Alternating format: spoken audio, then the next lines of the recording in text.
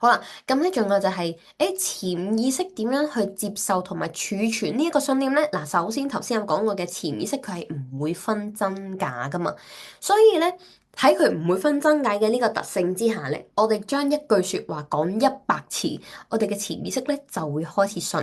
嗱，大家亦都可以諗下例如啦嚇，我哋成日講嘅例子就係、如果我今日同你講，喂，你知唔知啊？其實 Yankee 咧佢成日撩鼻屎㗎咁樣，嗱。唔知真定假啦，係咪？冇人會去探究係真定假啦。我第一次同你講，你都會嘿無聊。跟住當我一日到黑都喺你耳邊不停咁樣講嘅時候，我講10次、50次、100次，然後你就會變成喂，你知咩啊？Yankee 咧，佢成日都撩鼻屎噶。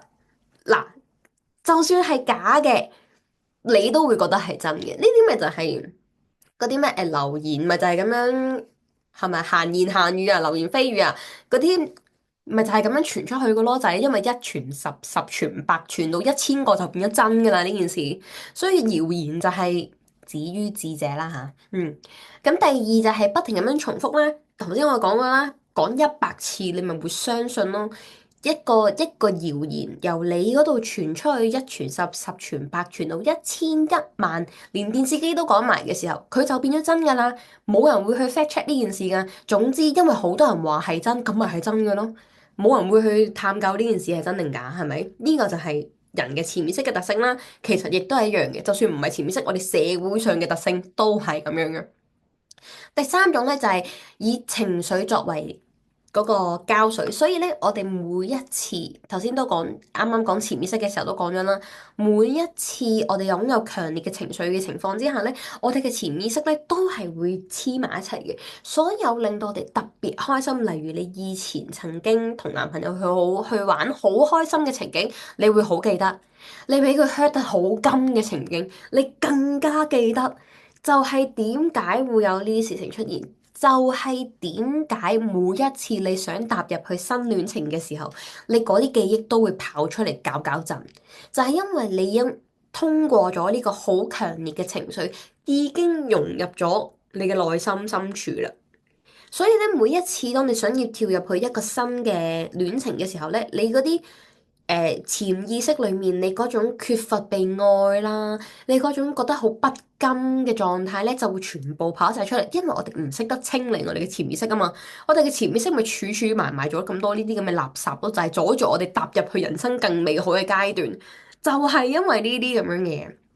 但係唔緊要，我哋學識咗清理呢一啲所謂舊嘅信念，就唔會再影響我哋。咁咧呢個都係啦，信念嘅運作嘅圈圈就係咁樣啦。首先我覺得自己唔夠好，然後我就唔敢去爭取機會啦，然後表現咪就唔好咯，然後你又得唔到人哋讚，或者甚至乎俾人話點解你咁差嘅做得，然後你就會更加強化咗我唔夠好嘅呢一個信念，然後呢一個就會係一個 loop。所以大家有冇發現點解你人生不停咁樣重複咗好多相同嘅事情啊？就係呢一個個信念嘅圈圈啊，就係呢一個，大家可以自己隨便套用落去嘅。如果你有啲咩事，你係覺得你經常都會發生嘅，例如係去 whatever 啦，我儲錢儲到10萬蚊，我就會出現一個事故，然後冇咗噶啦咁樣。咁你就可能講呢個嘢，儲錢儲到10萬蚊，然後就冇咗，然後就可以諗翻你到底有邊啲情況都係重複地發生呢啲事，嗰個時候你嘅感受係咩？我好，我成日見到我個戶口有咁多錢，我就身痕。嗱，一樣有身痕，跟住咧你又可以再寫落去，因為身痕而令到咩？令到我亂揈錢。亂揈錢之後，你又再寫一個，然後又會翻返去，你又想亂揈錢，你覺得冇錢又繼續儲錢，然後儲到10萬，然後你又身痕又亂揈錢又再儲，咁你呢個就係一個 loop 啦。大家可以諗下，你人生會唔會可以寫到100個呢啲 loop 出嚟嘅？其實可能有好多嘅。咁呢一個咧，就係關於做你嘅信念影響你嘅想法啦，產生咗情緒影響你嘅行動，然後有個結果又強化翻你原本嘅信念啦。咁呢個就要睇下啦。其實我哋挖掘金字塔咧，亦都係可以一層層咁樣幫我哋挖掘咗我哋嘅呢一個信念出嚟。咁呢一度咧，只不過係重新再同大家講一次，其實你啲信念係點樣產生㗎？就係咁樣產生出嚟㗎啦，就係你嘅潛意識咁樣不停咁樣 loop 住 loop 住 loop 住，你嘅人生咧先至有咁多重複性嘅唔好嘅狀態發生緊嘅。